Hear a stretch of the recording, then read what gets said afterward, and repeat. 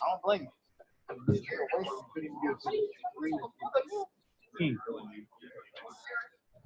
That does mess up a holiday weekend, doesn't I was out of my phone. No. Imagine that. Yeah, the Piedmont.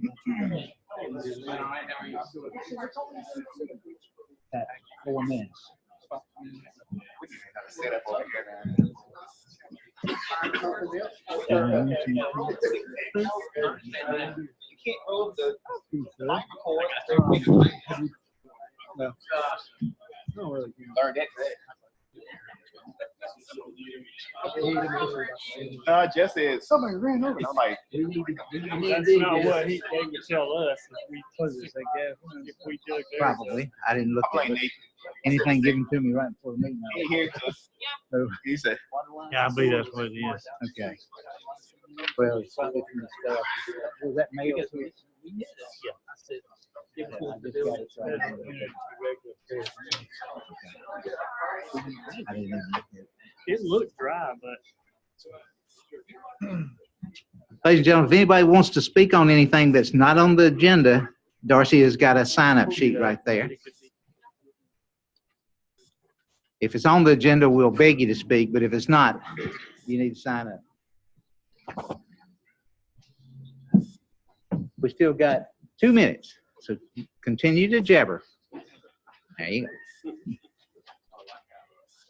but it was just I know. I ain't gonna do that. No. Just information-wise, we're going live, not live tonight, but we're going to recorded video and recording tonight. So anything that you do, you need to be at the podium to speak and be recorded. And it will also record us. And for information, again, tomorrow we're hoping it goes to the city's website and you can check on it and see yourself. Yeah. We're getting into the 19th century. We're coming right along.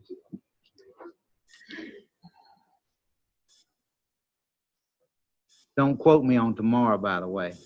This is the first try at this. I saw Tom writing something. I said, don't quote that one. You're supposed to be saying I ain't gonna do no more. I didn't say that. Where's our city attorney? Good question. Our city attorney's got 1 more minute before he goes off the clock. There he comes. At the cost, yeah. That'd been $10. A little bit more. Go ahead and collect it anyway.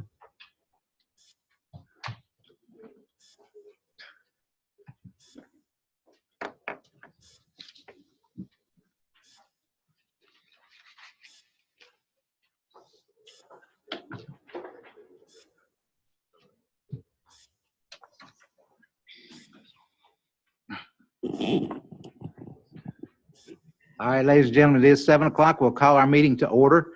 We are the Graham City Council. We appreciate everybody being here tonight. Rest assured, everyone that's here that wants to speak will have opportunity to do so. So first, we're going to do an invocation. I'm going to introduce Reverend Chris Howell. He's the new pastor at the Graham First Baptist Church, 201 South Main Street. 201 North Main Street. I've lost my church. I think it's 224, Jerry, but that's okay.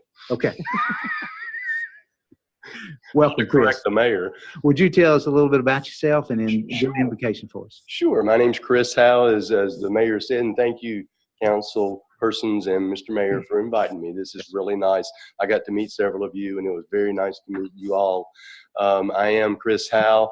I'm the new pastor at First Baptist Church. I've been in the ministry for close to 30 years, and I just want to tell you something. I have never been more excited to be at a church and to be in a community as I am right now in Graham, North Carolina. And lunchtimes I get to walk out of my church and walk down the street to either the Graham Soda Shop or the Sutton's or the Press or some of these other nice little cafes and restaurants around. It is just a nice town. It is just a good place. And I'm really excited that I can be a part of this place. My dream as the pastor here, though, you know, I'm not much of a golfer, but I can hit a driver and a 9-iron and hit 6 churches from my church. You know, there's churches everywhere, and I'm a terrible golfer, and I can still hit them with a driver and a 9-iron. My dream is to find a way to bring those churches together, all of us, so we can work together instead of our church doing one thing, another church doing another thing. We have some wonderful people in this community that if we came together and put our forces together, you know, there's people in this community in need. You know that. There's food insecure people. There's food insecure children. There's families and people that need a place to live. We want to be a solution to that, or start trying to be a solution to that. So my dream is to get these churches to alliance together. Regardless of denomination, who cares? We all come together to serve God and to serve this community and help you do your job better and help you be able to make this even better place for people to live and grow up and retire and do all the things. So I just want you to know, anything I can do as a pastor in this community, I'm here. Just call on me, and I'll be more than happy to do anything I can to assist in the future of Graham, North Carolina, because it is a wonderful place. Having said all that, let's bow and have a prayer together. Our Heavenly Father, just thank you for this time, for each one who has come to be a part of this time of meeting. Bless those that present, bless those on the council, bless Mr. Mayor, and just help them, God. Give them wisdom, give them strength, give them courage to make the hard decisions, to do the right things, and lead them as we continue to all come together, all work together, regardless of our differences, to find this common ground that can be found, that we can serve, that we can work, that we can make this a great place to live. We thank you, Father, in Christ's name. Amen. Thank Chris, you. thank you very much, sir. Thank you, sir. Next, ladies and gentlemen, would you please rise for our Pledge of Allegiance? Pledge allegiance to the flag of the United States of America, to the republic for which it stands, one nation, under God, indivisible, with liberty and justice for all.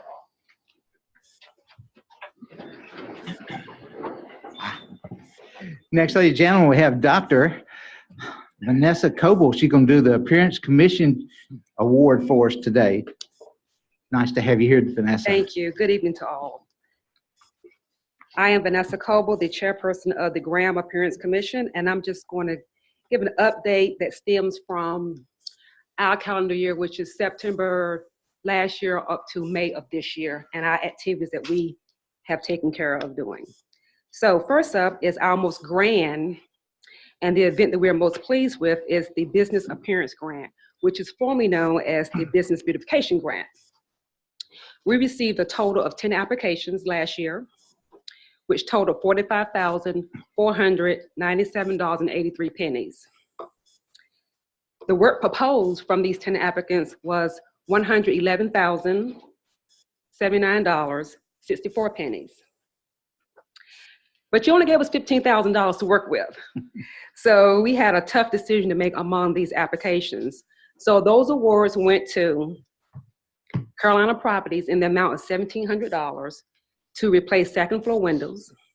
Premier Properties in the amount of $1,600 was for replacing new signage above their awning.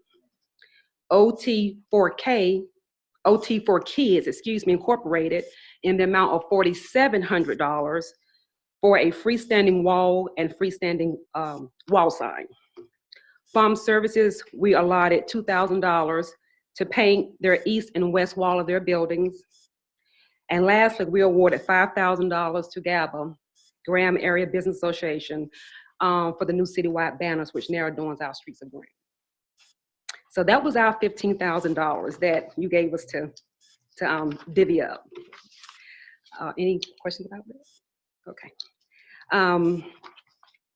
Next, what we did, we also have another award that we call the Business Beautification Award. And this was mainly to recognize a business who embodied their own beautification efforts. This year, we created our own rating scale, and this year that award was awarded to Colonial Hardware. And we made that presentation in person on August the 2nd, which was a plaque that they get to hang in their store for all to see. this would be also one of our ongoing projects, including this year. So we hope to carry that tradition on. We also assisted the Children's Museum with Arbor Day, which was held on April 21st of 2018, which also we will continue in the upcoming year. The Graham Appearance Commission is also responsible for the wreaths that you see adorning the city building. We get them, we fluff them, we put new bows on them if they so need it. We hang, well, we don't hang them, but we make sure they're ready to be hung. So we did that as well this year, last year, and we'll also make sure we do that this year right before Thanksgiving. One project we do have on the horizon that we finished our year out was talking about the Residential Appearance Award. Much like what we did for the businesses, we want to recognize a homeowner. And that will be, hopefully we'll start that project September, ending the project in September, and maybe starting around May or June.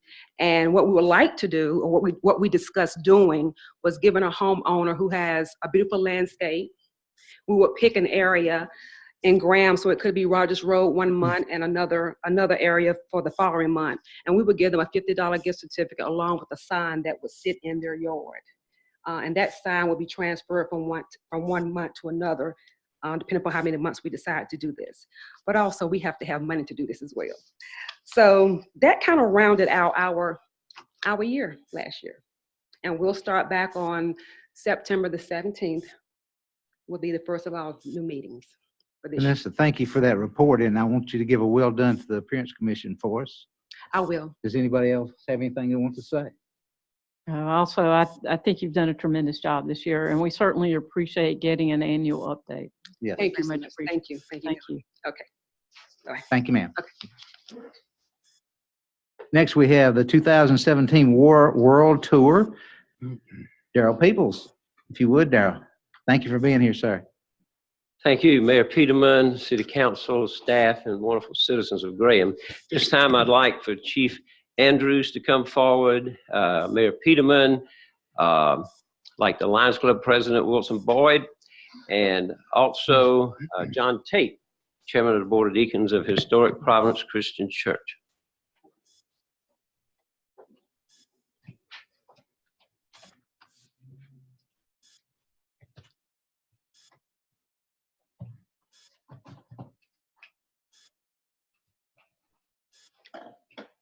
Approximately 2 to 3 years ago, I began looking at the world and realized that there's so many things we hear about that's bad, and then I realized there's so much good. We just hear about the bad. And I do a lot of things here with different people, like the Lions Club, whose mottos we serve, help the mayor out, and the fire service, and the church. And I said, there are people just like us over there. So I took 2 years working from 9 o'clock at night to 2 a.m. every day to organize 4-continent, 12-nation, 36-city, 156 presentation connecting Graham and Alamance County totally all the way around the globe. And tonight I want to thank the ones that helped with that. We have President of the Lions Club, Wilson Boyd, a certificate for you. We do have a t-shirt that is the official t-shirt of the 2017 World Tour with the 36 cities on the back. And we also have a copy of the award that we gave people around the world. And Graham and Alamance County wants to receive now from all these people a big thank you for reaching out to them. Most of them were overwhelmed. Chief Andrews, we also have the same for you. And we appreciate the fire department and all it does here. We actually, just a side note, I do have 23,000 photographs and 800 videos, and the fire department in Paris is military. They train 6 hours a day, going up and down ropes. I'm not going to show that to anybody, okay?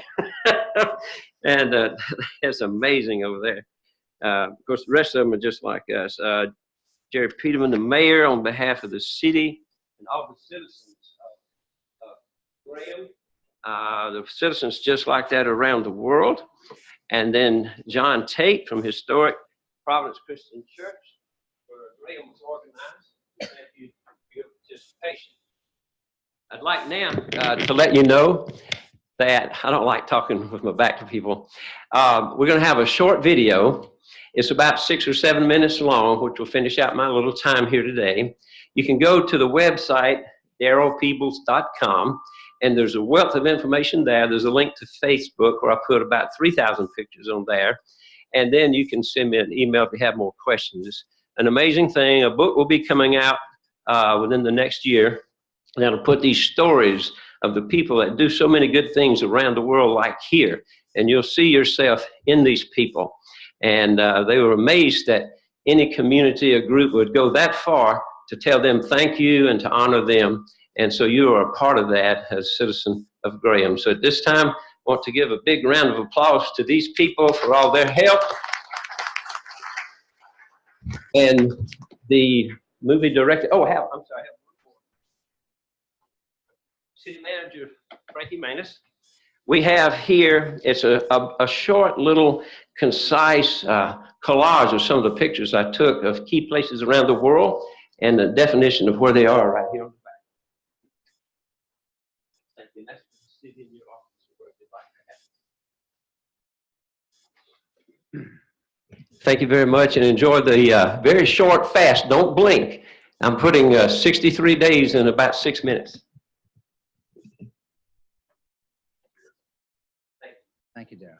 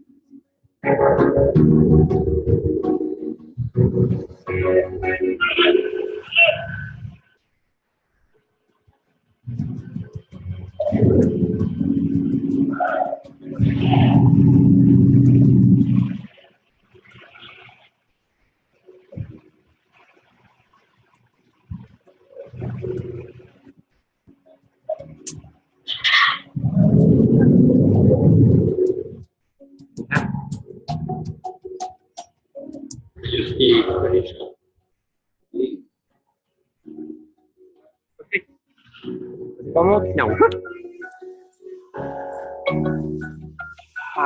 Hell.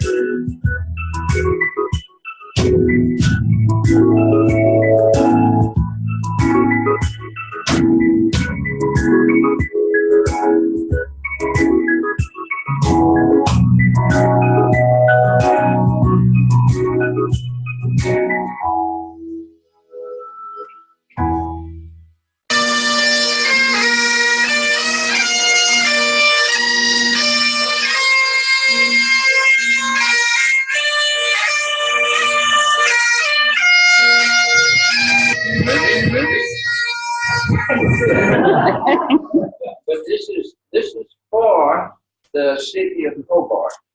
Okay? And it's the 2017 Link the World with Love Through Service Award. Congratulations, you are given this award in honor for your unselfish service to your community by the Mayor's Office in the city of Graham, North Carolina, serving people since 1851.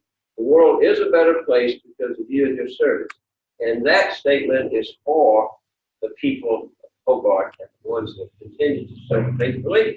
Thank you for your commitment to serve others. And his name is Mayor Jerry Piedmon. He's the nicest guy. And so this is presented to you.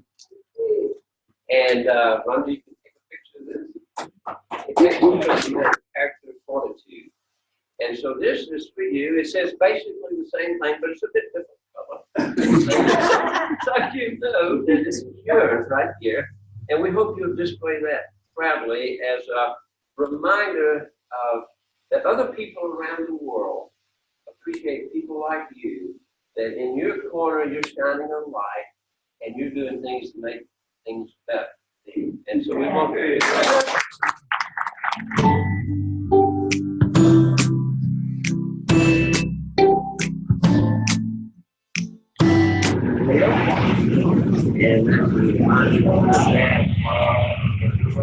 thank you.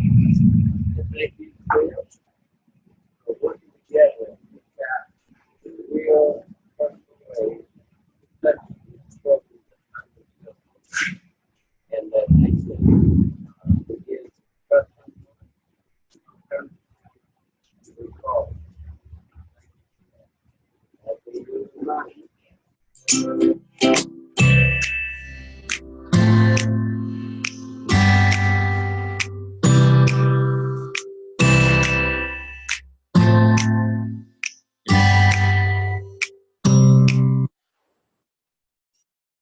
Good job, Darryl.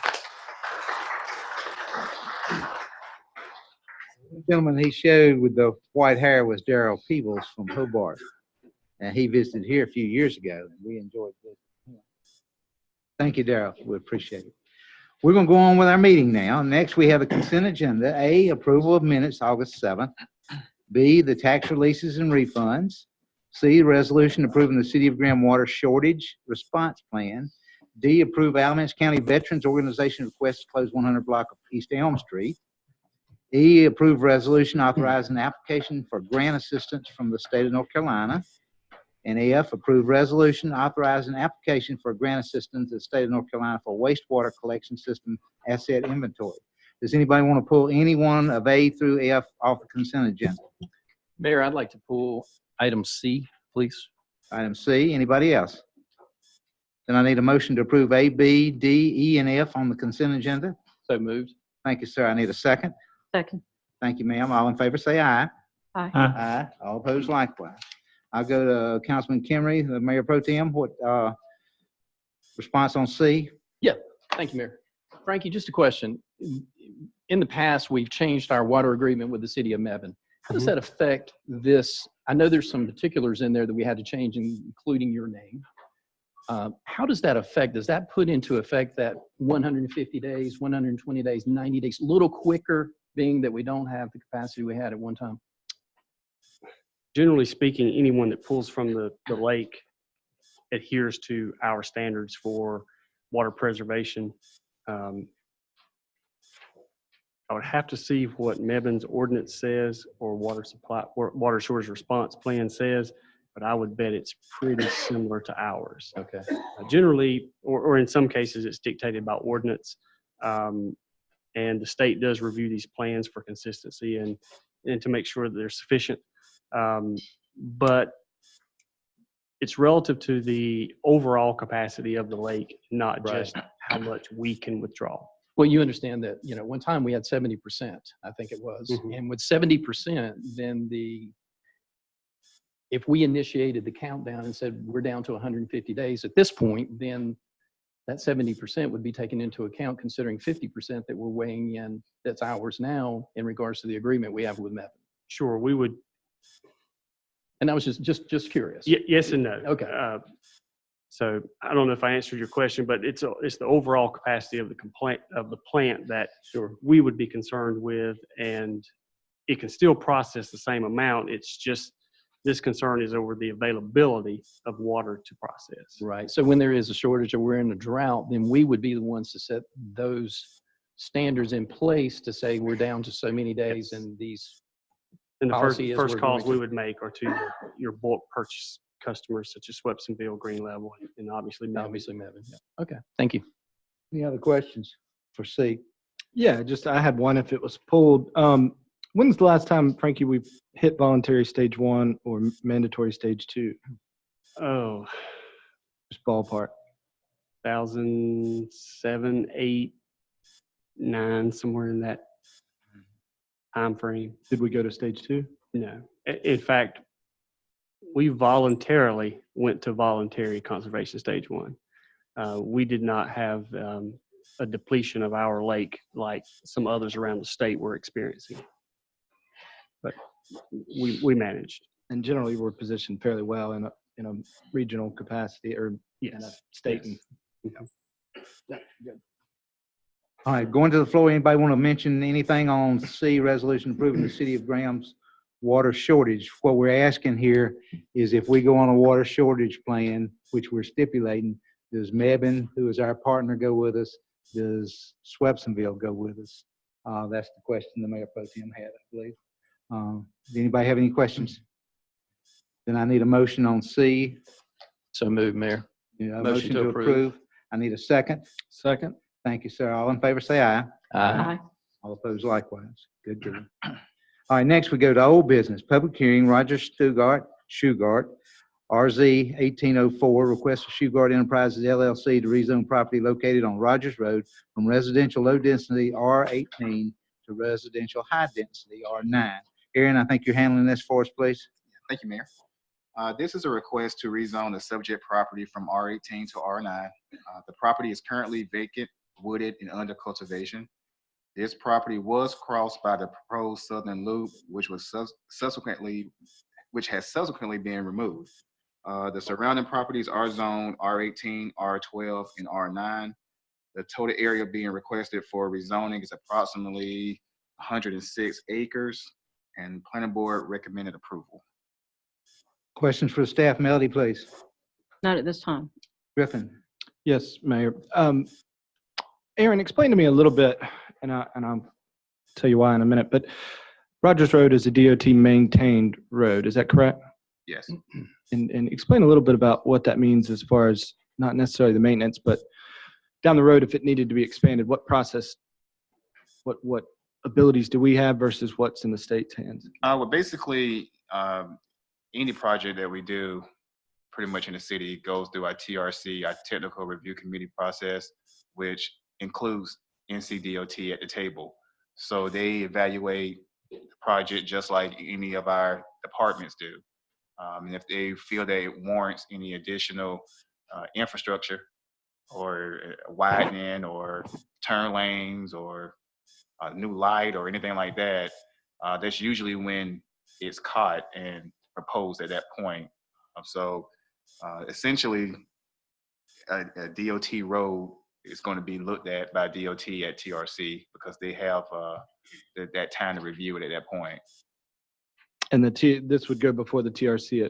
But TRC has already started looking at this already. Okay. And they, without any improvements or additions or added lanes or any suggestions or concerns as far as capacity? They're still reviewing it, but as far as I'm concerned, I haven't seen anything that suggested any lights or anything like that. I think they're still within the range that they're comfortable with. And that short of the advisory council, or what is it, TAC, is that right? It is. Do we have any leverage with that? Or, I mean, obviously they weigh our input, but I'm just asking from an ignorant place. I mean, obviously, you know, any person can contact NCDOT offices with any issues that they feel is currently on the roads or they feel would be coming to the roads. People do it all the time there. I've given the number out for other areas of the city. But generally, whenever the projects come in, our division reviews those and then makes their recommendations to the developer at that point. Because my concern obviously is that thoroughfare in the last 2 years, Has added, we've approved or some mechanism of the city has approved mhm. 400 plus homes, I believe. But if my number is close, Yeah, and they take that all into account. so it's a compounded. Right. Okay. Next, I'll go to Chip, and Chip, I'll ask you to expand on the DOT's process. Well, they'll come in there and they'll do traffic studies, traffic counts. And like Aaron said, they'll go through that TRC and they'll start looking at it. I mean, there is a lot of homes being built out there, and they'll start looking at it and doing some traffic studies and traffic counts and that type of thing. Questions for the staff? No questions. One other thing they may do, they may come in and recommend turn lanes or a center turn lane or a center turn lane with turn lanes on side streets like Lacey Holt Road or Broad Acres or something like that. So no questions. Thank you. Questions, sir? I do. So, Aaron, this is a simple rezoning, correct? Right. And planning board's recommendations were for approval. What's staff's recommendations on this? Approval. Approval. And staff uses what to guide their decision? The growth management plan. In which it is consistent with the growth management plan to rezone from an R18 to an R9 in that particular area, which is suburban residential. That's correct. Okay, thank you. Anyone from the floor want to speak on this? If you would, come up, give us your name and your address, please, sir. We're happy to have you here tonight. My name is Greg Garrett, and my place of business is 221 Jonestown Road. That's in Winston-Salem, 27104. Thank you, sir. Good evening, Mayor, members of the council. It's a pleasure to be before you tonight. We're excited about this potential project here in Graham. This property, as many of you probably know, has been in the Rogers family for many, many decades. I'm actually joined here tonight by Dixie Rogers and her daughter, Margaret. They have actually been held up in disposing of this property for many, many years due to the loop that was planned. And since that has now been removed, they're ready to go ahead and kind of settle up this part of their family holdings. And so we've contracted to buy the property from them. We're no stranger to Graham. We've actually had two very successful developments in Graham. The first was South Park. We finished out the remaining lots there at South Park. And then once that was complete, we actually went over to Hideaway Village there at the Challenge Golf Course. I think maybe it's got a different name now, but and finished those lots out as well. We've been very pleased with working with your staff here at Graham, and have found a very strong housing demand here in Graham, and we'd like to continue to build in Graham. So that's why we've placed this property under contract, and quite frankly, why I'm here before you today. It's zoned R18, and it's hard to really do much with the R18, and so we are asking that it be rezoned to R9. That sounds dense, but we're talking about 106 acres, and actually, when you do your calculation, that's 178 homes that we have planned, that only works out to be 1.65 houses per acre. So low density by my standard. I mean, we have developments where we're getting 4 to 5 houses per acre, single family homes. So one of the reasons for the lesser density here, and your staff actually was encouraging us to try to increase our density, is there's quite a bit of topography. There's quite a bit of floodplain. And so all of that is factoring in to kind of where we're coming out on a per acre density. However, we think that it'll actually make for a nice development, because we're going to have lots that are going to be quite spacious. And we have found that when you can do that and offer that to the public, they prefer to have space. We're talking about 178 homes. we did pick up a small track from Schaffner that's to the north. And so that is added to Dixie's property to make up the 106 acres. Just to give you just a feel for what we have envisioned for the property, we're looking at homes ranging from 1,600 square feet to 3,000 square feet. The price points will be starting off in the low 200s and go well beyond the mid 200s.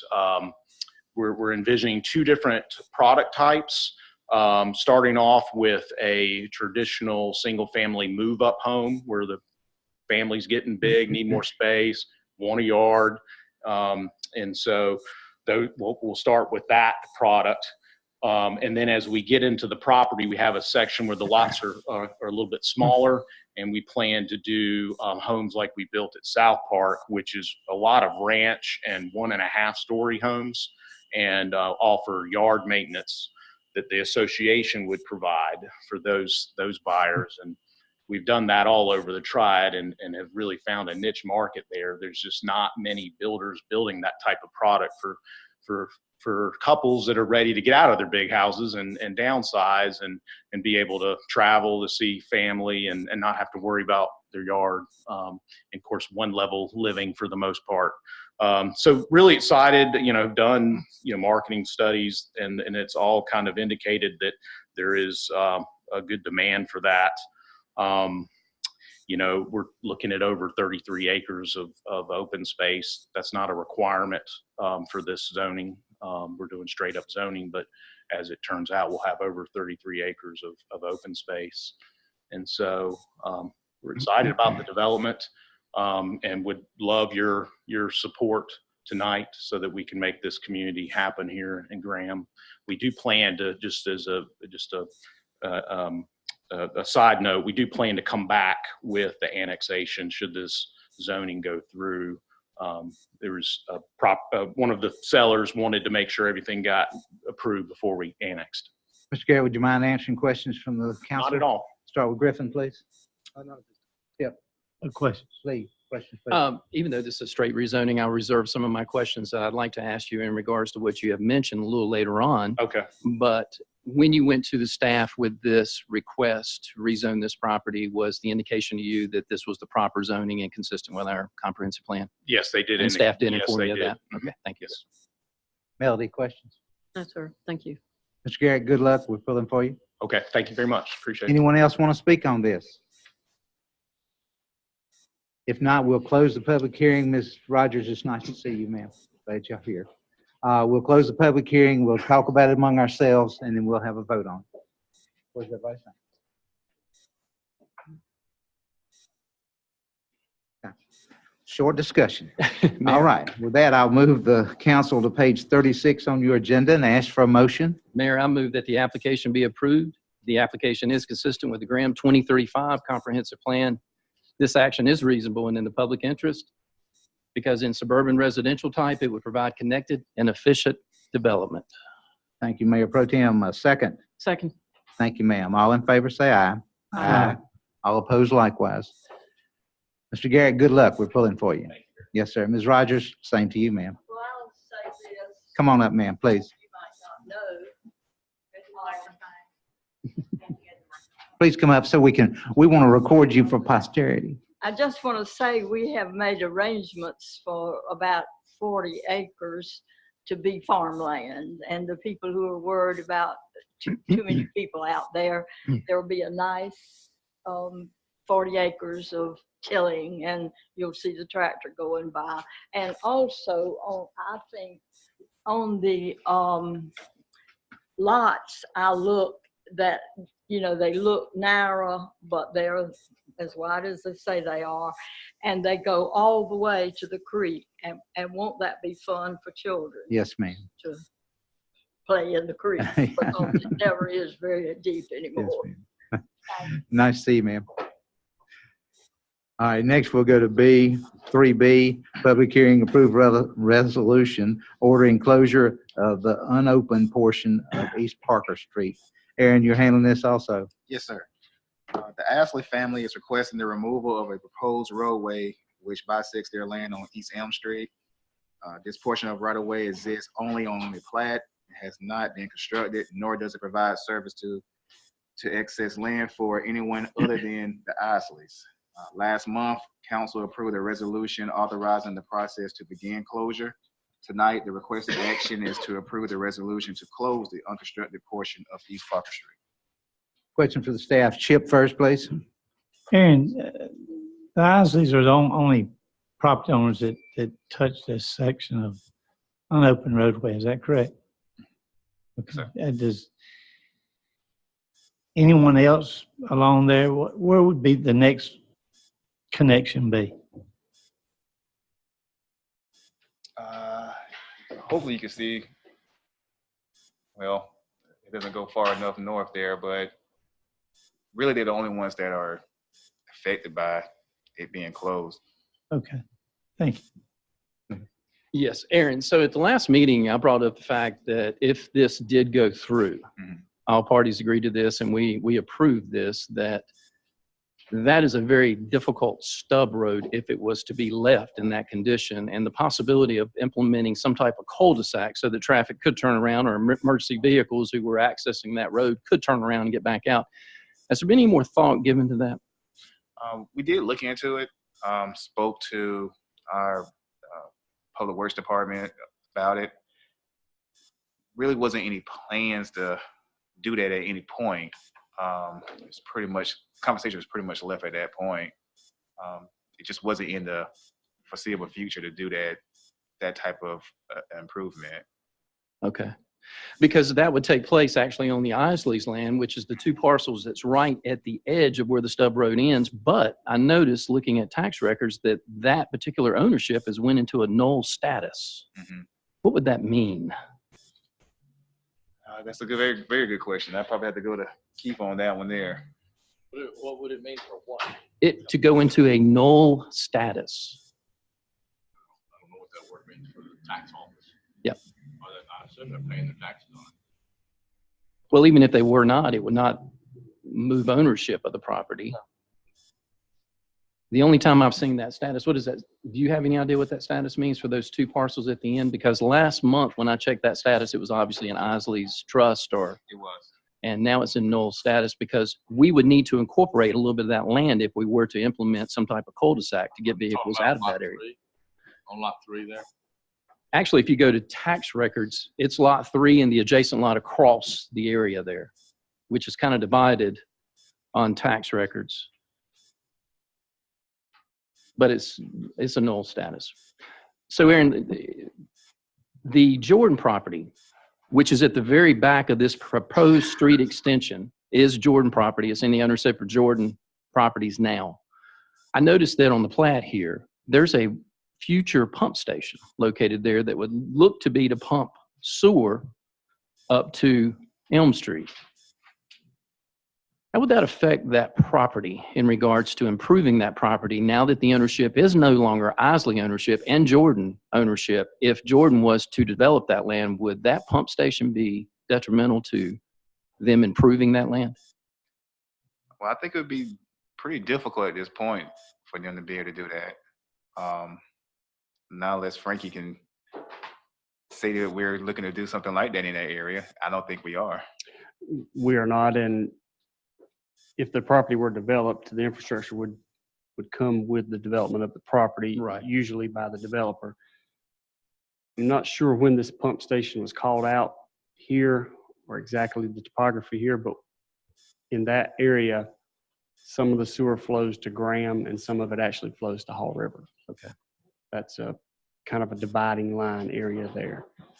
And that's okay. Hopefully, if the Jordans oppose this will give them the opportunity to speak out at this meeting and let us know of any concerns they may have. But that was concerns that I had looking at this. I saw that on some older plats as well. But yeah. I didn't think there was any plans there for us to put anything like that in that location. Sure. Okay. Thank you. Melody, questions, please. No, sir. Griffin. Yeah, I guess to Aaron, just to clarify on what Lee, I'm not seeing the Jordan parcel. No, this plat right here was recorded back in when when our mayor was Mr. Woodard. 1993. Yep. So explain, catch me up. So actually, the biggest parcel, which is at the very end of the proposed Parker Street extension, is now owned by Jordan. The 8.03 acres? No, all the way up. If you take the cursor and push it all the way up to the very top of the screen, I the have, largest parcel. have a delay on my drag. Oh, here. I'm sorry. So the Ralph T. Isley and wife Sherry F. That's Isley, it. that's owned by Jordan now? It is. It is.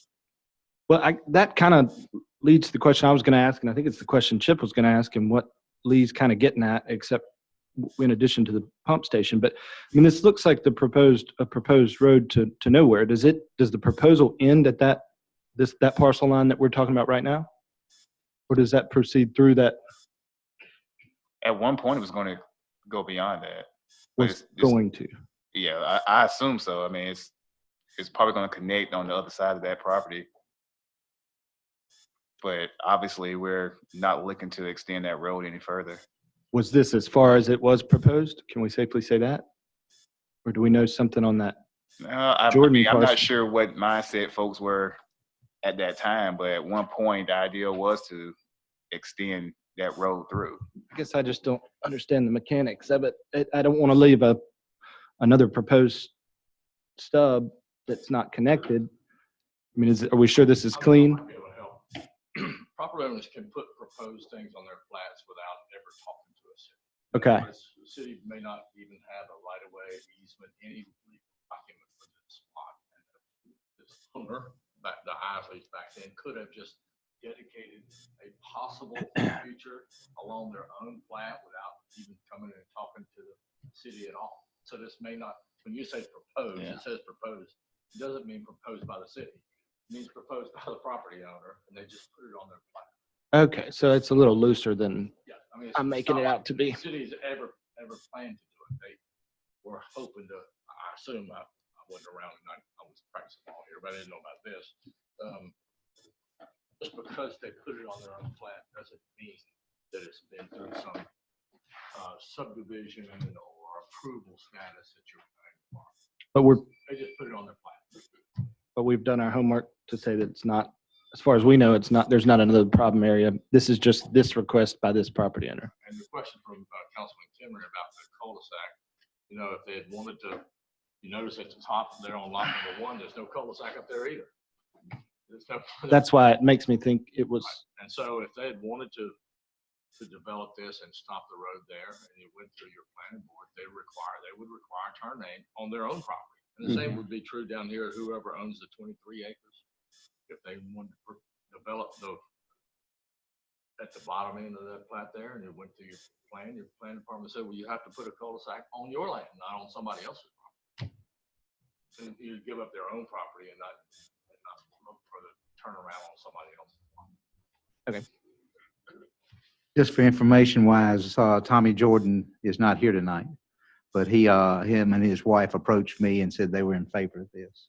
So that was Garsh Jordan. I think it bought it years and years ago. The one ran the Harley Davidson business. Garsh ran the Harley Davidson shop, and Tommy inherited it from him. Okay. Does anybody else want to speak on this from the floor?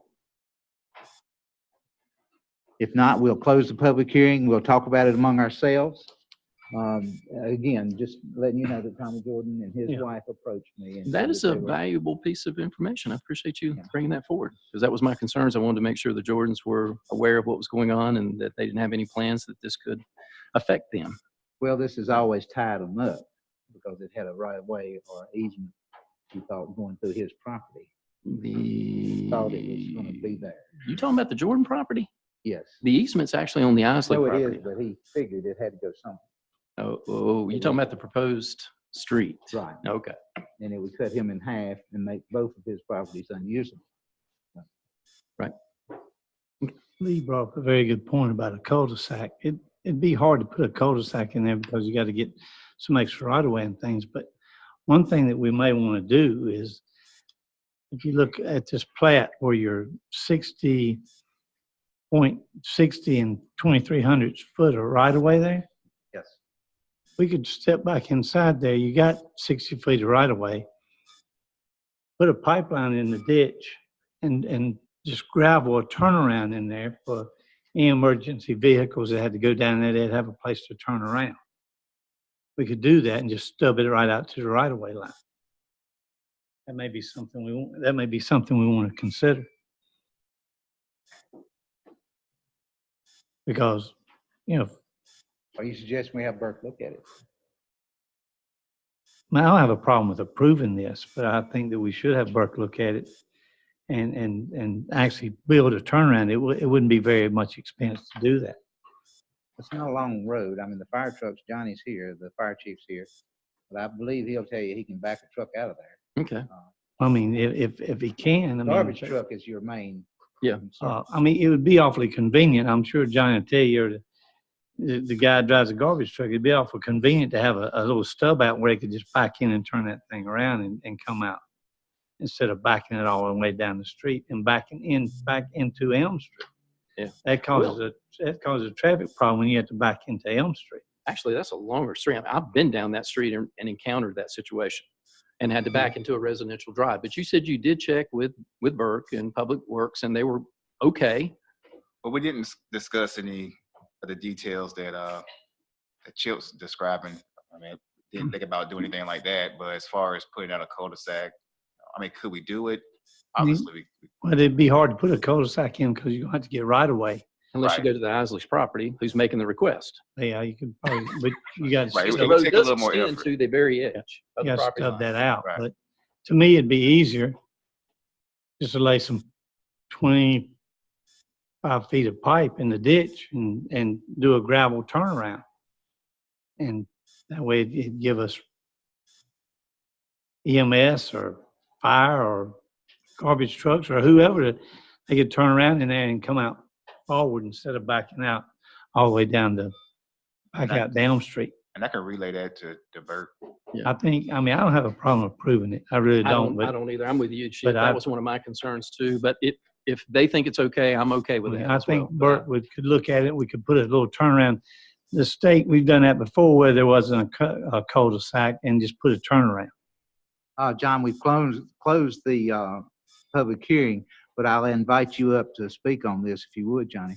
Johnny's our fire chief.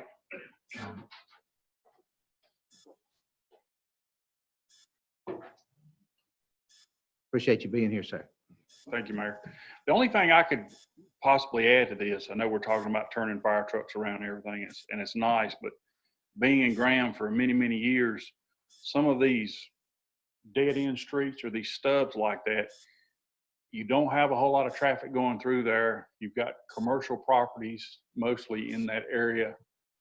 I'm afraid also one thing to consider may be the fact you're creating a parking lot for trucks, for people to go down in there at 12 o'clock, 1 o'clock in the morning. And I mean, we've seen this at other stubs in Graham. So Yeah. And you know, Chief, I was looking at the lights out there too, because that was another concern. Make sure there was a couple of lights there at the end of the road, which it appears to be a couple of lights. I didn't ride over there and verify that, but I also noticed that as well. But there are 3 residential homes at the very end of that road where this cul-de-sac Okay. could potentially go. Right. But if you think you can get in and out of there okay, that's all that matters to me. we've gotten in and out of tighter spaces, of course. I mean, we like cul-de-sacs or turnarounds, but I was just throwing my 2 cents in on another possible issue when you have a street like that. Yeah. Thank you, Chief. We appreciate it. Again, we're talking about it among ourselves. All right, is everybody finished? All right, with that, I will move you to page 37 in your agenda and ask for a motion from the council. Mayor, I move we approve the resolution ordering the closing of East Parker Street. Thank you, sir. I need a second. Second. Thank you all. All in favor, say aye. Aye. All opposed likewise. Good deal. Next, we'll go to C, public hearing, petition for voluntary non-contiguous annexation for a portion of a parcel on Governor Scott Farm Road. Aaron, are you handling this also? Yes, sir. Okay, council has a requested action to approve the annexation ordinance to extend the corporate limits of Graham for a lot located on Governor Scott Farm Road. The area being considered for annexation is between Kimry Road, Governor Scott Farm Road, and Senator Ralph Scott Parkway, approximately 70 acres. Water and sewer are both available at this location. Last month, council approved a resolution directing the city clerk to investigate the petition and a resolution fixing the date of the public hearing. The approval of the annexation ordinance, which is before you tonight, is the final step for city council in the annexation process. Thanks, sir. Questions for the staff? Mayor Pro Tem, please. Thank you, Mayor. Aaron, this property is currently located in what jurisdiction? I think it is actually the county. County, yep. Do we have an agreement with the city of Mebane on the county portion of the North Carolina Commerce Park as to who's going to handle annexation when these requests come up? That was renewed, yes. We do have one for. We do have, so we've got an agreement on which ones we'll take that's in the county currently, not in the ETJ, but in the county. So we've got that agreement in place that we'll take certain parcels and Mebane will take certain parcels. So we'll divide up the responsibility of services. Yes, sir. Okay. All right. Fantastic. Thank you. Services being fire and police. Yes. Okay. Yep. Water bill. Fire and police is the big one. I mean, we got water and sewer there, so. Yep, the billing and everything comes to Graham. That's right. All right. Yep. Is that all? That's it. Thank you. Okay. Melody, questions, please. Yes, sir. Griffin, questions? Yeah, I think Lee hit on both of them, but I guess, so this is already part of NCCP, the designation. And then my other question was infrastructure. It does say non-contiguous in the application. I kind of read that to think we had some infrastructure work to do. Is that just because it's contiguous to that other parcel, It's just relative to the primary corporate limits. meaning it's an out parcel to some degree? Yeah. The adjacent property is also non-contiguous. All right. Sort But of we two do have islands out there.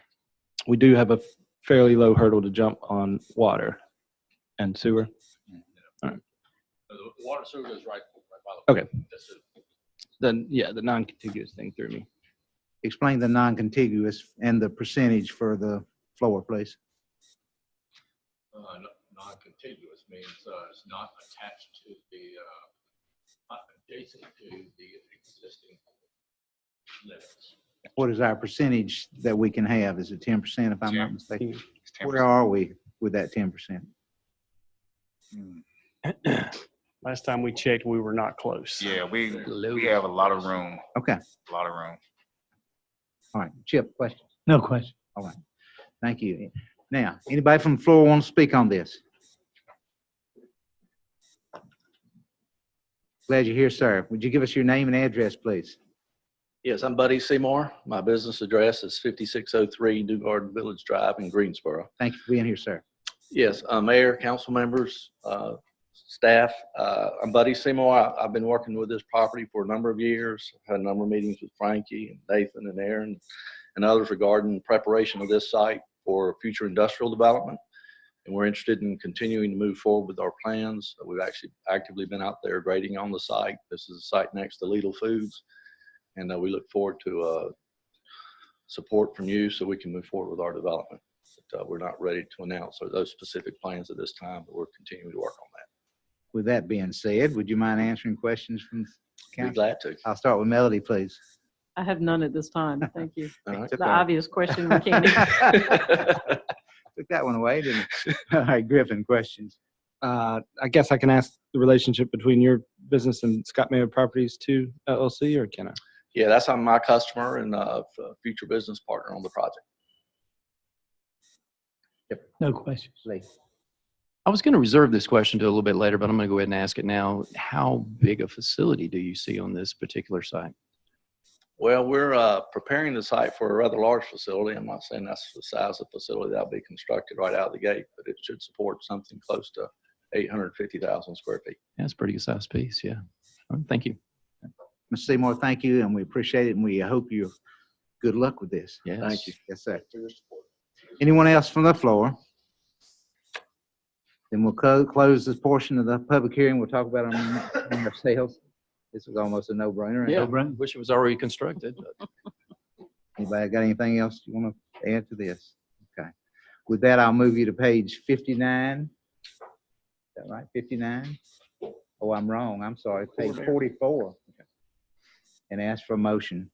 Mayor, I move we approve the annexation ordinance to extend the corporate limits of the city of Graham, North Carolina for a lot bounded by Kimby Road, Governor Scott Farm Road, and Senator Ralph Scott Parkway.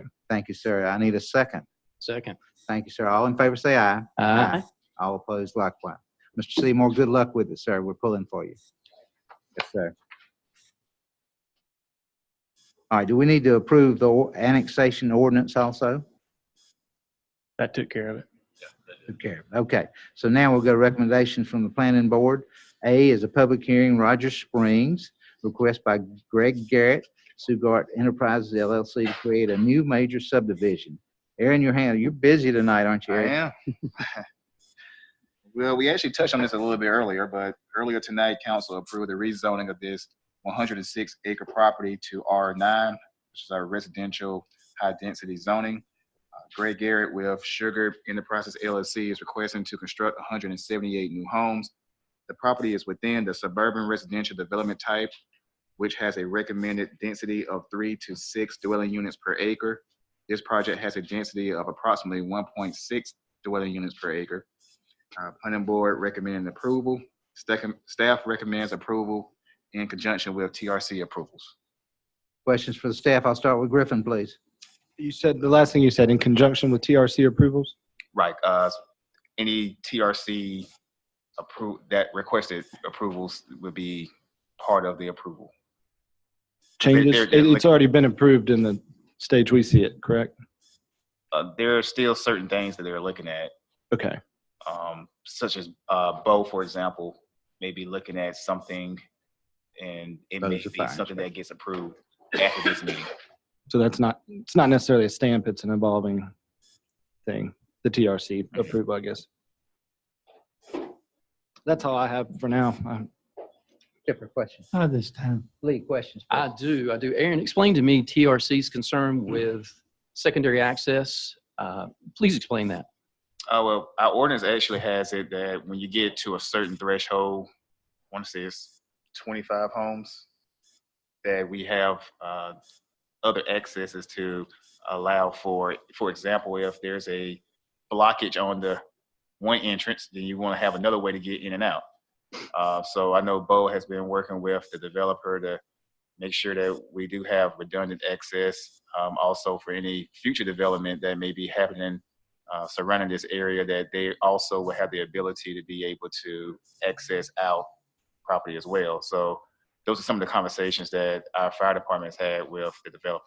Explain to me where that access is important to be available, especially in conjunction to the properties and the parcels to the east. Well, the developer may speak to this because I know he's had more conversations with Bo, but I'm thinking if it's fine with him to approach, I think it's somewhere. Mr. Garrett, thank you, sir. I'm glad you're here. Certainly. Yeah, so the plan that's up on the screen does not reflect the second point of access. Right. We have been working with Mr. Faust, who's here in the audience. He's got a tract of land, and we're trying to figure out what makes the most sense for that second stub road to the east. Right here, correct? Somewhere in this area. But actually, we're going to go north of the North. current stub. Yeah. Right up in there? Yep, that's right. Okay. So that access will provide access to the Faust property, but also to the property there, the adjacent property with Miss the Rogers, Faust. yeah, Miss Rogers still has land. Yeah, so Miss Rogers will still have availability to, as That's far as correct. getting access to that area as well. That's right. Okay, Yep. that's Yep. important. And so as soon as we coordinate the details with Mr. Faust's engineer, who's also looking at this, then we'll update that map and get it to TRC. Great, Mr. Garrett, I appreciate that. So are you going to lose a couple lots as a result of providing I this believe access? we'll probably lose a lot. Yeah. Okay. Yep.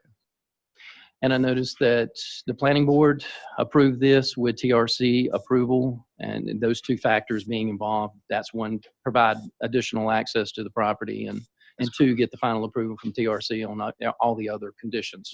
That's correct. Okay. But also, the planning board had to, if you look here, this long cul-de-sac here, Yes. because our ordinance has it where Too if long. you have a dead-end road or cul-de-sac that extends more than, I want to say it was, I forgot, was it 500 feet? Yep. I believe it's 500 feet, that planning board would have to recommend approval for it, which they did. Okay. Because it is beyond the 500 feet. It is. To get to there. It's okay. long. It's very long. Okay. All right. Thank you, Aaron. Mr. Garrett, thank you. Thank you. Thank you, Mr. Garrett. Who was Melody, please? Yes, I wanted to make note of the fact that this high-density subdivision will also help us from the potential harm from floodways, protect our green space, and promote the Greenway Trail System. As always, anytime we build next to these waterways, it is important for us to protect these floodplain areas and these waterways. And I appreciate the fact that we've gotten to that and we are protecting that with these open space. Thank you. Mr. Garrett, I hate to get you back up here, but if we're going by the Faust property, it empties out on 87. Is that where we're talking about going to? No? No, we were not looking at the track that we were looking at. So the largest one is what Ms. Rogers will have left over. And so it's the track that the road the stub to the east you see on this map. That's Mrs. Rogers' track. And then right above it, you'll see there's a track that I guess probably does cross over the Little Alamance, and that is Mr. Faust's property. And do you go all the way to 87? Yeah. Well, we can't get there, Jerry. Yeah. We can't get to 87. That's why. Where is it going to go, Chris? It's just going to be like this neighborhood on this side where we can't cross. All right. Thank you, sir. All right. Anybody else want to speak on this? Anybody from the floor? If not, then I'm going to close the public hearing. We're going to talk about it among ourselves. Mayor, may I ask Mr. Garrett some questions in regards to And as we close this, yes, you can ask anybody a question you want. Oh, well, I wanted him to come back up actually. Well, you have to because it's recorded. Oh, okay. Mr. Garrett, would you come back up and answer a question? When we close something, we can ask a question to anybody you want. Nobody is supposed to come up. Well, I'd rather not close it when Mr. Garrett could still bring up some issues that other people in the audience may take and want to come up and comment in regards to that. So, Mr. Garrett, explain to me, you had mentioned earlier when you were talking about the subdivision that it was going to be broke up in several different styles of housing. Yeah. So talk to me about that. I think at one time you had mentioned something about some senior housing and where that would be located in the. That's correct. And so the section of the subdivision that we have planned for that type of housing would be at the southwest corner of the property, where it's tying into the Forks at Alamance subdivision, where there's two stub roads that we're actually going to be extending into Mrs. Rogers' property, and that's the location where we're planning on the retiree homes there. So this particular subdivision, as it's platted right here, does not have any building sites. It's actually in the flood zone, the 100-year flood zone. Is that correct? That's correct. Oh, yeah. Yes. Yeah. Great. Thank you. Mm-hmm. Please. This may be a little late asking. It kind of goes with the TRC, but that second entrance or stub out your second entrance you're talking about, where would that tie into? What road would that tie into? The stub road that we're going to put on there that's not shown yet? Is Yes. that okay. So what's been talked about at this point is, of course, this is more of Nathan, his suggestion or recommendation to us, and we're still waiting for Mr. Faust to give his blessing on it. But he's talked more about just doing a ribbon pavement road, and it'd only be like a 40-foot wide right of way. Because you can see where that would be going with the topography and the floodplain and the creek there. There's not a whole lot that can be done. However, we do have another engineer, Mr. Faust's engineers, looking at it to see if there's something else that makes more sense. We just want to meet your ordinance, and so would this be a city street that you're talking about, 40 feet wide? It would be. That's an awful narrow right of way. Yeah. Anyway, the idea is it's more of just a kind of emergency access. that's a lot of traffic coming in now. We're feeding all this from Rogers Road. Is that correct? That is correct. Is anyone see anything, or DOT maybe put turn lanes coming in?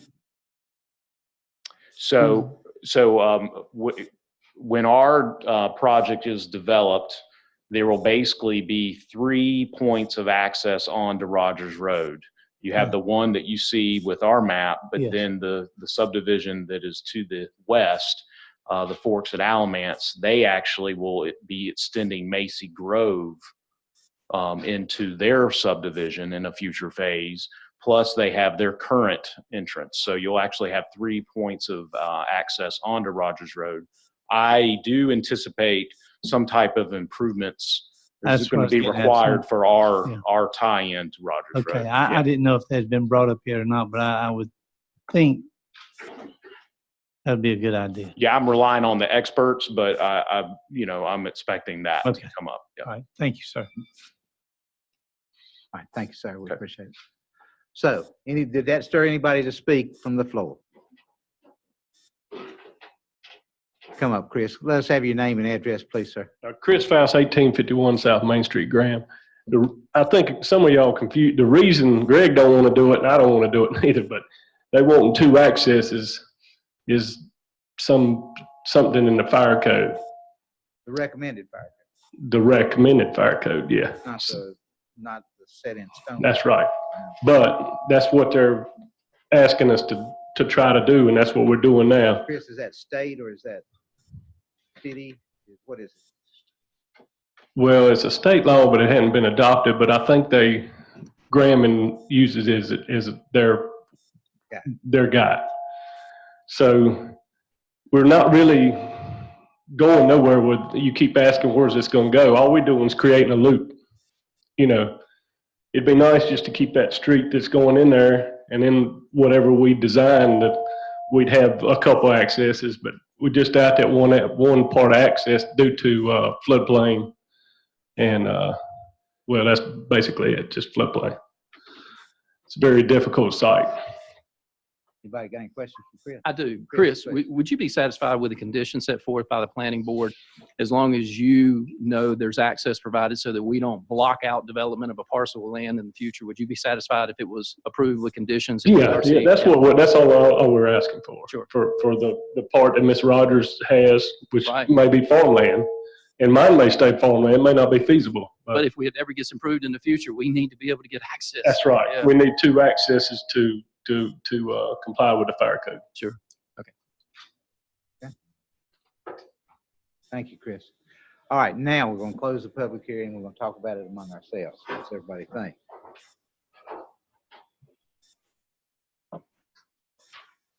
I think it's the next piece in the puzzle that is that area. The puzzle's getting busy, isn't it? It is. I think as long as we have these issues taken care of with TRC, that's the important thing. And let's get those entrances taken care of.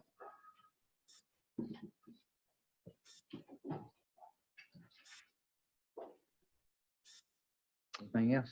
Well, I think it's important to point out, and one of the things I've evolved in my view of when we zone and lay these things out in density is that we're laying a map that will survive longer than any of us. I mean, we're providing a dense place, a nub in the city that can outlive us, whether or not the houses stay there or not. I think the infrastructure's there. We're building neighborhoods, and that's why I've changed and evolved a little bit of the way I feel about what I still call, in the bigger sense, the larger scaled out sense of Graham, some pocket zoning, some smaller little pockets of different zoning, but just a comment more than anything. I appreciate the fact that we're doing different types of housing.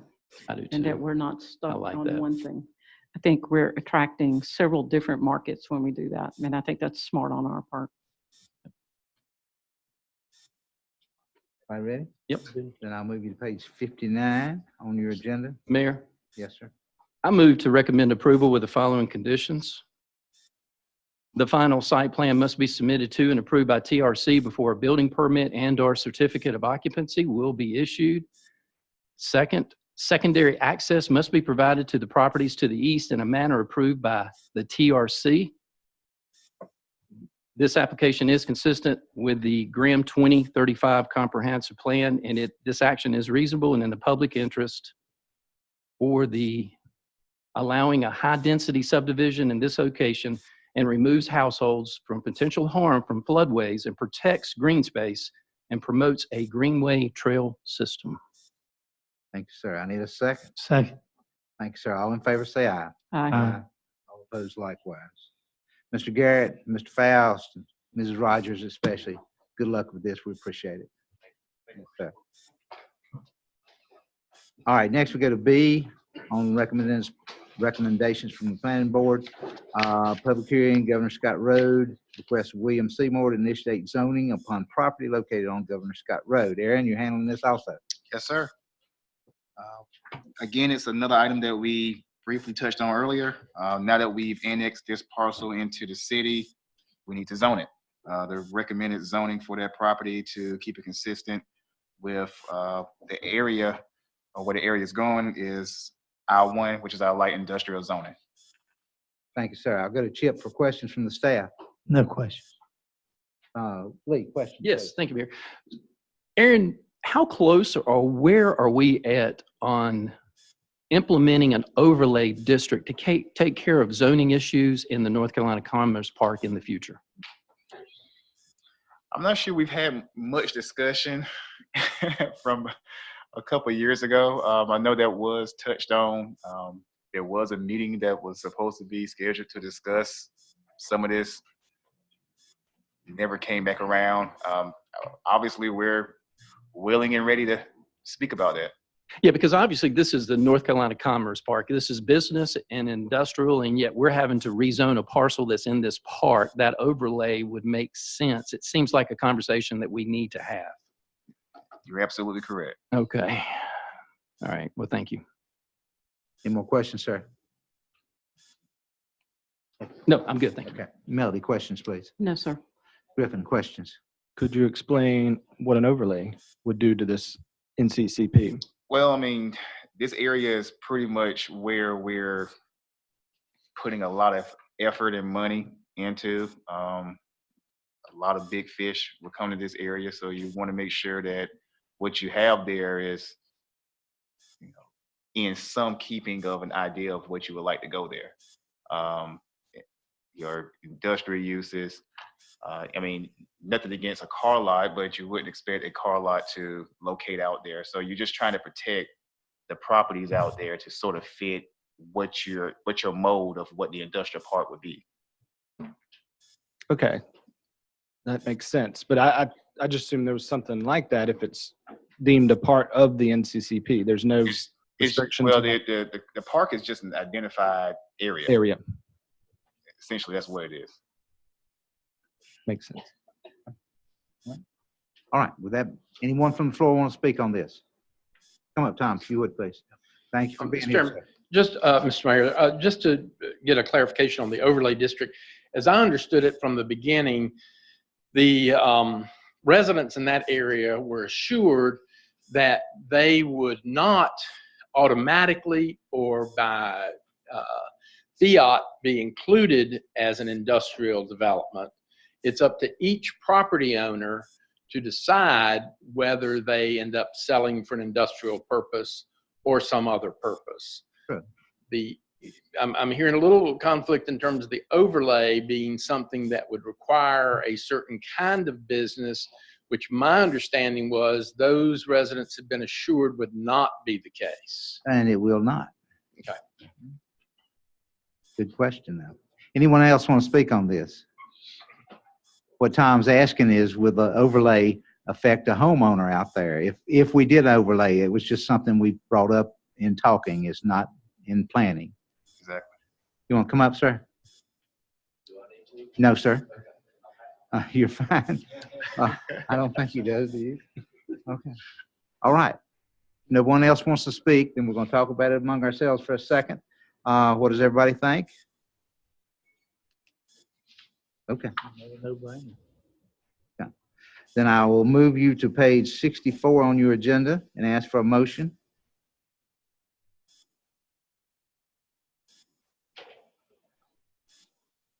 Mr. Mayor, I move that the application be approved. The application is consistent with the Graham 2035 Comprehensive Plan.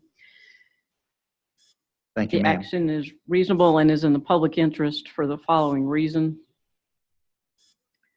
Rezoning the property would be inconsistent with the employment district type and will allow land uses which are likely to attract employment opportunities within the city of Graham. Thank you, ma'am. I need a second. Second. Thank you, sir. All in favor, say aye. Aye. All opposed likewise. Good luck, sir. We're pulling for you, as you know. Yes, sir.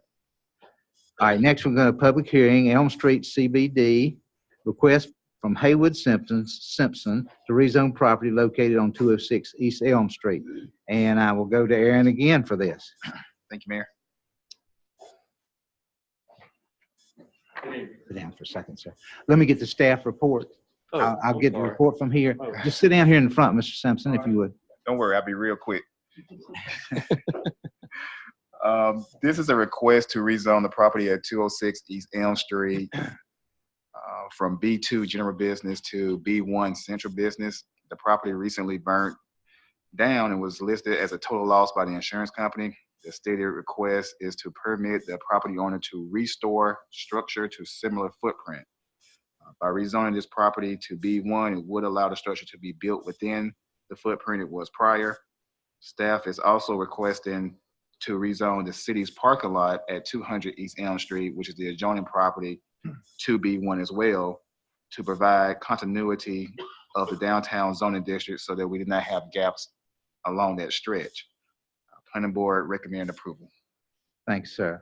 Lee, questions for the staff? Mayor, before I ask any questions, I'd like to disclose to the council that I've had communications with Mr. Simpson in regards to purchasing this property. And I had these conversations before I realized there was a rezoning request in place. Are you asking to be recused? I am, because I feel like there could not be a more direct financial conflict as a result of me participating in this. Absolutely agree. So with that, I make a motion to recuse. Second. All in favor? Aye. All opposed likewise. Thank you, sir. I'll step You'll down. Step down.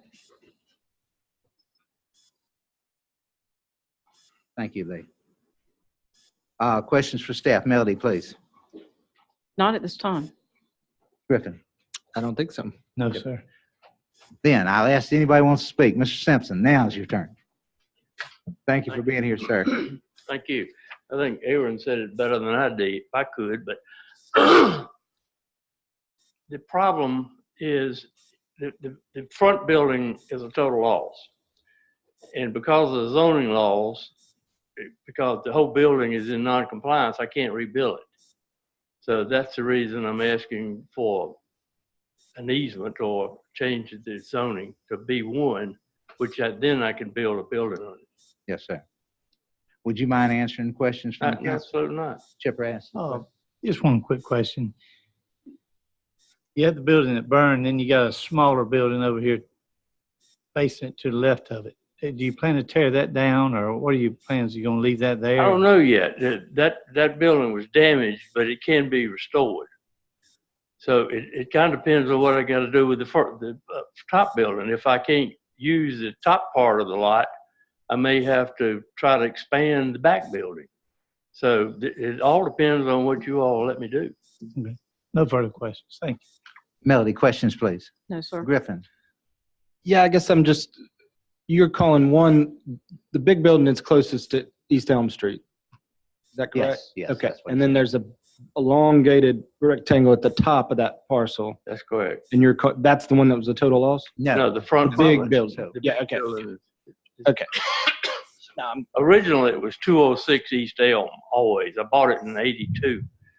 But an attorney rented a little back building, and he wanted a different number, and I think we started calling that 204. So the 204 is still there, but the 206 is gone. Thank you, Mr. Simpson. We appreciate it. Thank you. Anybody else from the floor want to speak on this? Come up, Tom. Tom, give us your name and address. We hadn't had that in a long time. Tom Boney, the Alamance News, 114 West Elm Street is our Thank you, business address. I just want to be clear. I'm not quite sure. Is the pending one just Mr. Simpson's 206 request, or are you simultaneously dealing with the parking lot request? I think we're doing both, aren't we? Okay. I guess my question is there any particular reason that the 200 parking lot request has been piggybacked or included on this request? No, there's no reason. We're just trying to be consistent. Are you sure? I'm positive. Would it not be potential spot zoning if the parking lot were not changed? it's a possibility you could look at it that way, but we're trying to be consistent. Okay, and consistent, I'm sorry, Mayor, is in terms of what? We want them to be like properties. We don't want to have spot zoning. All right. And I think I understand this correctly, but let me be sure. All other city parking lots in the downtown are also B1 All but the one here. at City Hall and between here and the library? Okay. Thanks, sir. Anyone else want to speak on this? If not, I'll close the public hearing. I'll talk about it among ourselves. What does everybody think? I wouldn't.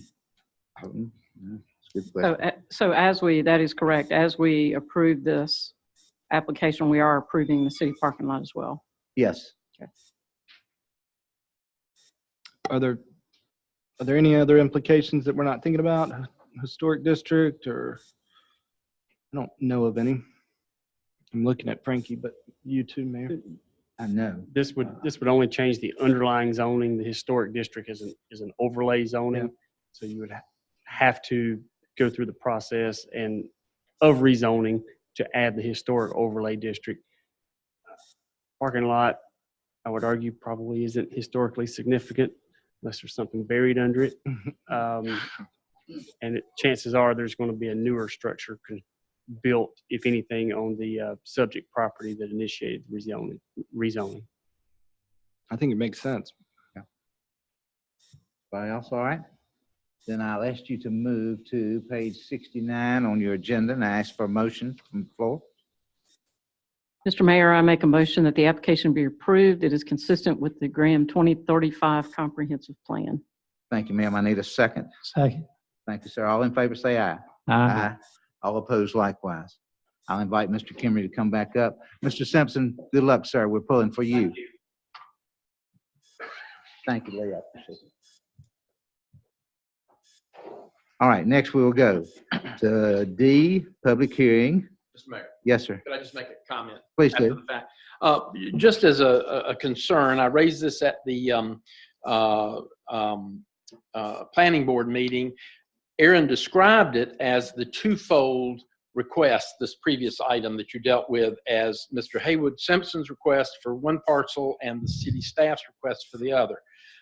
I would just like to be sure that that is reflected in future reference to this, because the agenda for both meetings continues to list it as though it were a request from Mr. Simpson to rezone city property. It seems to me that that is a dangerous precedent, although at the planning board meeting, apparently not an illegal one for somebody to request rezoning of someone else's property.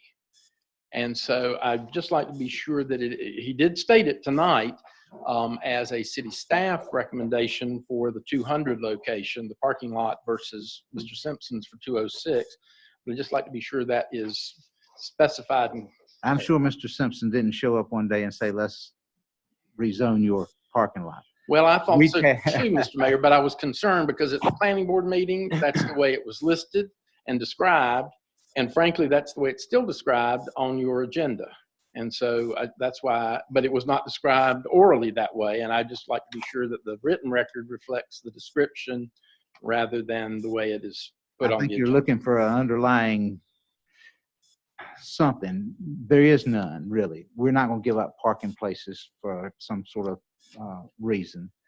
Parking is too much of a premium in Graham for us to be giving that up. So that's not my concern, Mayor. My concern is just the idea that a private citizen would be making a rezoning request for some property other than that which he owns. I believe, if Right. I'm not mistaken, that is possible. I understand that it is, as it was explained at the planning board.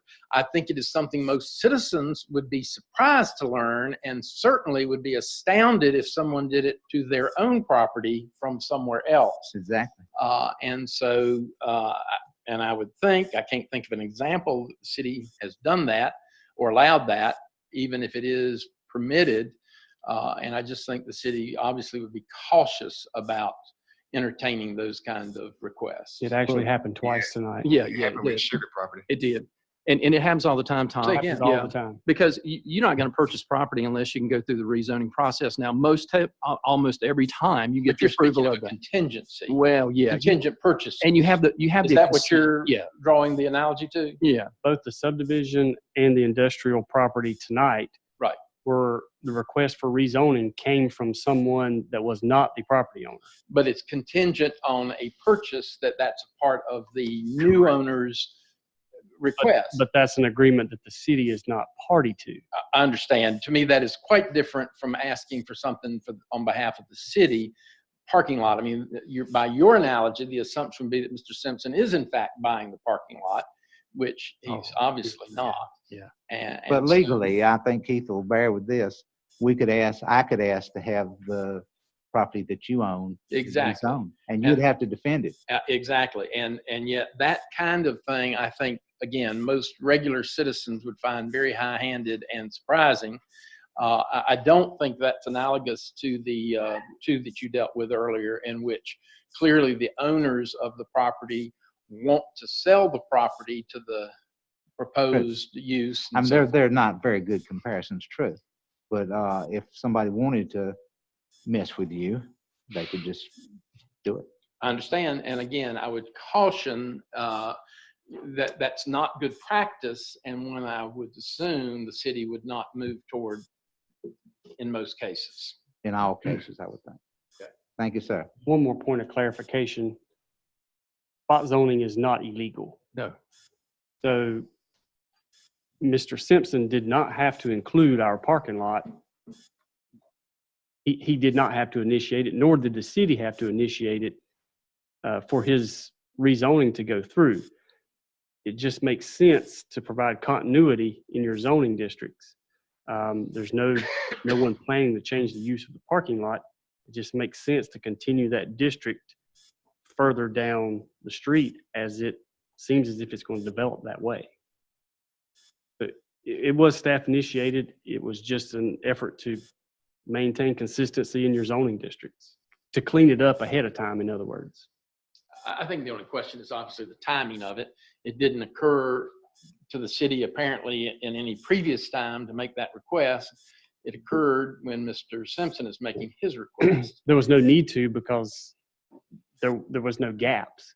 But there also is technically, according to you, your just recent description that it's not spot zoning, there was no need to do it for that purpose either. No, but to maintain consistency, why not go ahead and do it while you're at it? Well, and again, my original point was mainly that there should be a clear distinction that was not the resident's request, the landowner's request. It was the city's request for its own property. All right. Good deal. Thank you. Okay, next we're going to move on. Let's see, I'm at D, public hearing, home occupation in CZ, AM 1806, request by Kevin Ingold to amend the development ordinance. Aaron, you gonna handle this also? Yes, sir. Kevin Ingold proposes to amend the development ordinance, Article 4, Division 6, Section 10.135, home occupation. This amendment is proposed to permit home occupations within our conditionally zoned residential areas. The applicant was not present at the planning board meeting, and the planning board recommended to table this item to their meeting this month. Okay. Questions from staff? Melody, please. No, so we have no recommendation from the planning board as I see it, correct? That's correct. Other than to have it tabled. Thank you. Griffin, questions? I would just like to request planning department to let Mr. Ingold know that he should be at that meeting. I don't think he was aware of that. If he wasn't, I would definitely make sure that he's aware of that. Okay. No question. No questions, Mayor. Thank you. Anyone from the floor want to speak on this? With that being said, we'll close the public hearing, and what does everybody think? You want to postpone it? Or you Yeah, Mayor, I'd rather wait for a recommendation from planning board. Okay. Yes, sir. I don't think you want to close the public hearing and continue it, I suspect. We closed that part of the public hearing, excuse me, and we're going to talk about it among ourselves. That part of the public hearing that we're having right now, and we'll vote to continue it. like we do every, Continuing the public hearing. right. Give us time. Okay. So y'all are in favor? Yeah, I'm in favor Okay. of carrying it over. All right, with that, I need a motion to continue. So moved. I need a motion to postpone, excuse me. So moved. Well, not really postpone it, but Continue it. hearing open and take it back up next time. You won't have to reopen the public. Okay, Just don't close it. okay. That's what we want to do. So moved. I need a second. Second. All in favor, say aye. Aye. Okay. Yeah, we usually close this portion of the public hearing. I misstated, I'm sure. Okay, next we will go to E, public hearing, life counseling, request of William Hughes to permit life counseling to occur within the B1 district. Aaron, again, please. Yes, sir. Life counseling is not spelled out in our ordinance, and therefore the next closest use was group care facilities and group homes, which it was lumped in with, which has pretty strict regulations. William Hughes requested language be added to the ordinance specifically for life counseling. There were options that were presented to the planning board, one of which they proposed and voted to recommend to city council, which is not in the presentation, but I can read it for you. It is, right? It is. It is. At It the bottom is. of the page. Yes, we've got it on page 76 at the bottom. What's saying Not in the his, not presentation. on the board. Oh, But the life counseling definition to be added was counselors working with individuals or groups providing counseling and education in a non-residential setting as clarified under 10A NCAC 27G.3813. This does not include section 4400, 4403, 4500, nor 4503, which would continue to be included under group care facilities. Also, in the table of community uses, it's a section to be added for life counseling, with it being permitted outright in the O&I, B2, and B1 zoning districts, with conditional zoning opportunities in the CR, COI, and CB, CI, CMXR, and CMXC. Question for staff. Griffin, I'll start with you, please. Yeah, I understand the spirit of what's going on, but the mechanics are a little fuzzy to me. So are we just adding an additional definition within section 10.16? Adding a definition as well as a use in the table of permitted uses, In addition to the group counseling from the existing language. separate of it. So 10.16, Carving it out of that definition and giving it its own. Right. but 10.16 includes multiple definitions? Is that correct? Yes, it's a whole bunch of different. Okay, okay. And then, this is just my lack of zoning under, but the S under the existing language, where group care facility, what is the S? That means that applicant would have to get an approved special use permit. from Special use, okay. council. All right, I'm good. Separate question, please. This is just a counseling facility. It's not like a group home where there's overnight stays or any medical treatment. That's correct. Okay, thank you. Lee, questions, please. I do. Aaron, so all those numbers you pointed out in the proposed language that was approved by the planning board, tell us what all that means. It's a mouthful. Basically, the applicant provided, I'm assuming, are the state regulations that govern different, like DWI, intensive outpatient programs, other substance abuse treatment. It's different things that were presented to council to help craft the language so that it could be more specific to exclude certain treatments. Right. And essentially that's what planning board was comfortable with by including that language in the language that they're recommending to council to approve. So when this particular use came up in question, the only thing we could relate it to, and we must relate it to something, was group care facility. Yeah, group. Yeah, it was the closest. and it does not even come close to that for what it actually services in the community. It's just It's just a couple hours a day, a couple of times a week, and that's it. It's not residential setting. They don't stay overnight. Are we not getting very specific in that proposed language that the planning board approved? It seems like to me that we're trying to find language that allows for more group setting counseling services, but this is being very specific, isn't it? As to just saying this, as a DWI center. Well, there were other options that were presented. Obviously, the one from the applicant, staff had a recommended language as well. Wasn't as specific, and what planning board voted on and were comfortable with had the specifics that you see before you in the last option. Staff's option was the definition: counselors working with individuals or groups providing counseling and education in a non-residential setting. Which is, yeah.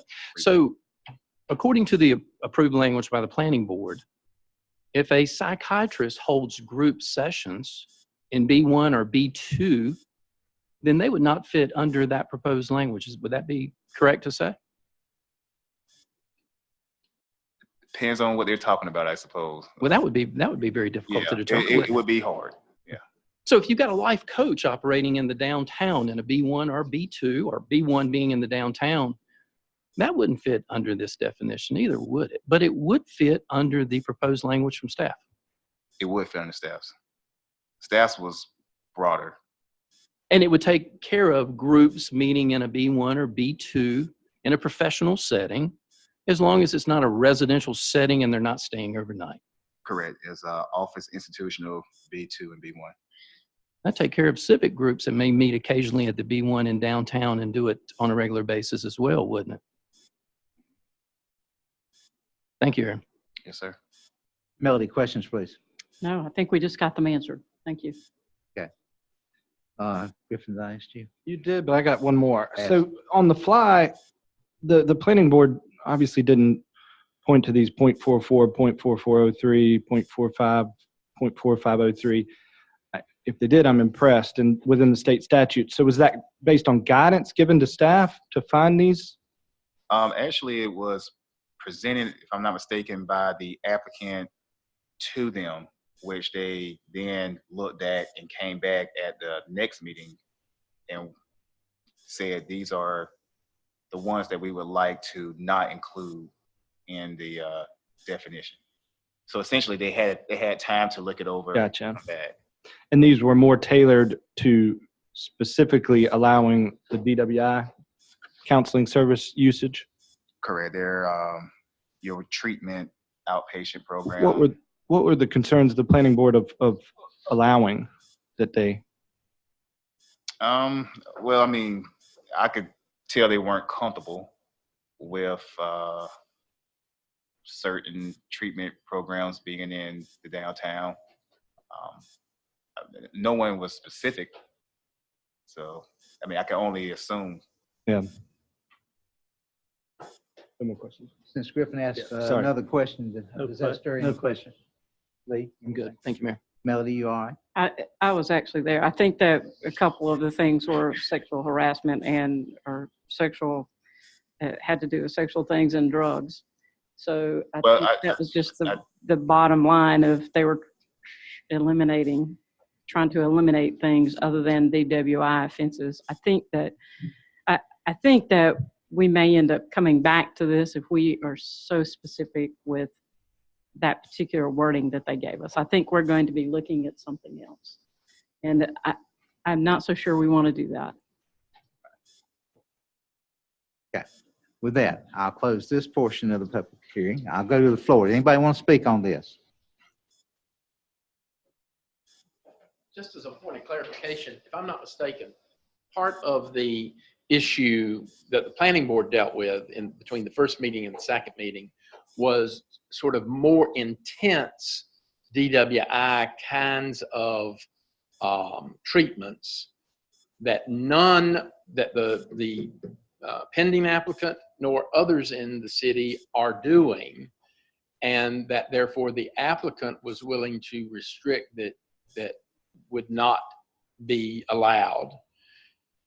Don't I remember? It's kind of like residential. I mean, that was part of the conversation, but it also included other factors that they sort of glazed over. I'll have to He tell was you interested in getting his Yeah. taken care of. Right. And not being concerned about anybody else's at Right. the point. I'm concerned that if we start taking that approach to one person's concern over, I mean, he's obviously wants to get that passed, but I'm just saying, I think we're limiting, what do I want to say? if the planning He board asked if agreed he to had a something problem with less. that, I can understand that. Exactly.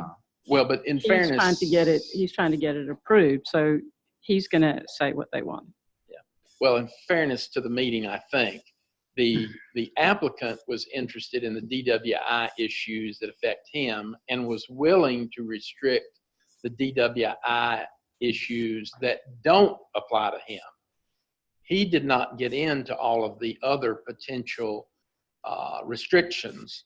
I believe it would be fair to say some planning board members wanted those restrictions That is correct. interjected that. I'd have to point out That that is correct. alcohol is a drug, so, how can you restrict one drug and not other? I'm just relaying what I understood the discussion to be. I appreciate that information. Okay, where were we? We've talked to the staff. Anybody from the floor want us to talk about this other than Tom? With that, I'll close this portion of the public hearing and we'll discuss it among ourselves. I agree with Melody 100%. We cannot pick and choose. Oh, no. And Griff, Lee, you brought up an awfully good point. I think we've got a big problem here that needs fixing, and unfortunately, that specific language doesn't take care of the bigger issue here. Y'all's opinion, does the cities take care of it? Yes. I agree. I think staff has done a good job of coming up with a definition that'll take care of group settings in downtown and B2 You as well. specifically listed life counseling and instead of just counseling. I mean, that just seems inappropriate to do at this point, to get that defined. Okay. Anybody else have anything else to add to this? All right, then let me move you to page 89. And I'll ask for a motion from the council. Mayor, I move that the text amendment be approved with the staff recommended language. Thank you, sir. I need a second. Hold on one second, if you'll give me just Okay, a go moment. I'm ahead. sorry. Page 89. I move that the application is consistent with the Graham 2035 comprehensive plan and that the action is reasonable and in the public interest for the following reason. Give me one moment, please. The land use impact from residential facilities should be regulated differently than operations that occur during typical business hours. Okay, thank you, sir. I need a second. Second. Thank you, ma'am. All in favor, say aye. Aye. All opposed likewise. All right. All right, next we go to the last thing on our agenda tonight, public hearing, manufactured and mobile units in the overlay district. Request by Tony Holt to amend the development ordinance to permit manufactured or mobile units to be used as office space. Aaron, I think you're up one more time. Yes, sir.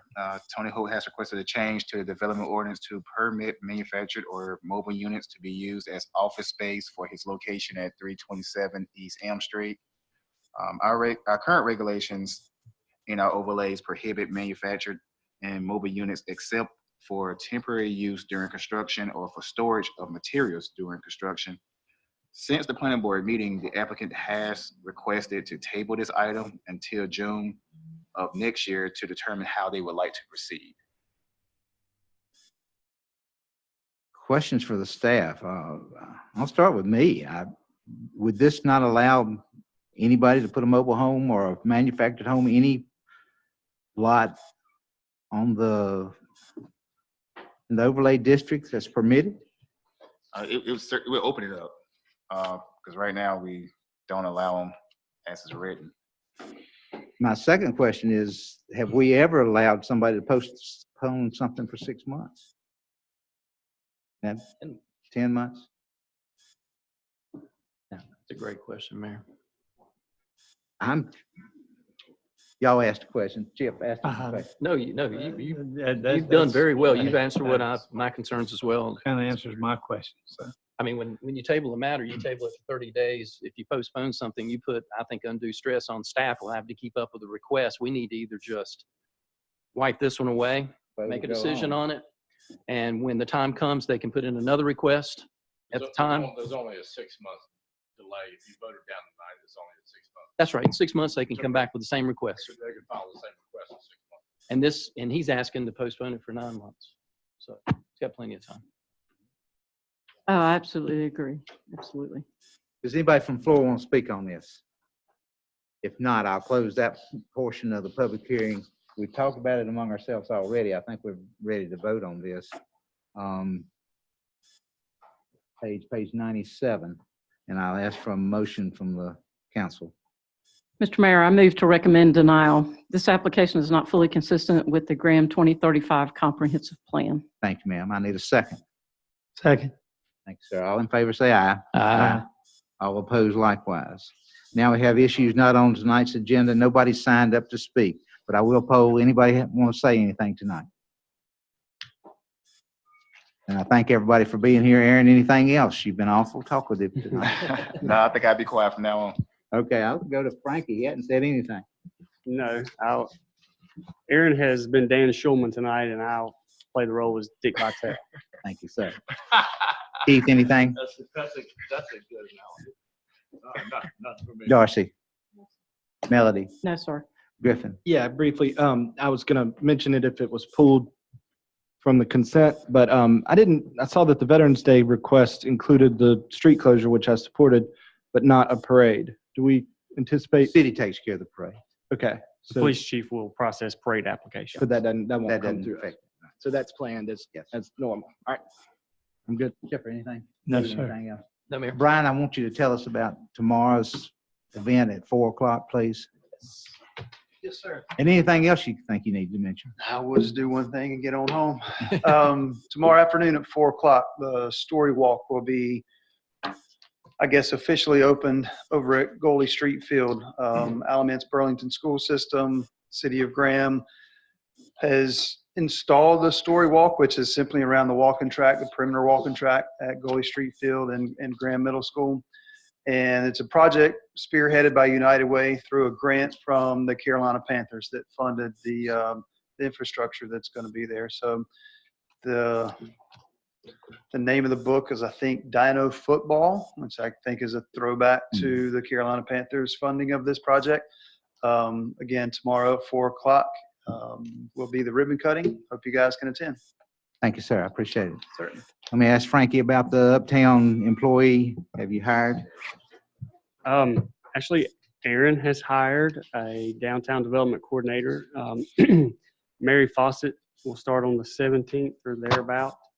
So we look forward to having Mary here. She does bring some experience in downtown environments and event planning. So looking forward to Mary joining our staff here in a couple weeks. Good deal. With that, I need a motion to adjourn. So moved. Second. All in favor, say aye. Thank y'all for being here. We appreciate it. Eric. Hello, Mr. Gadley.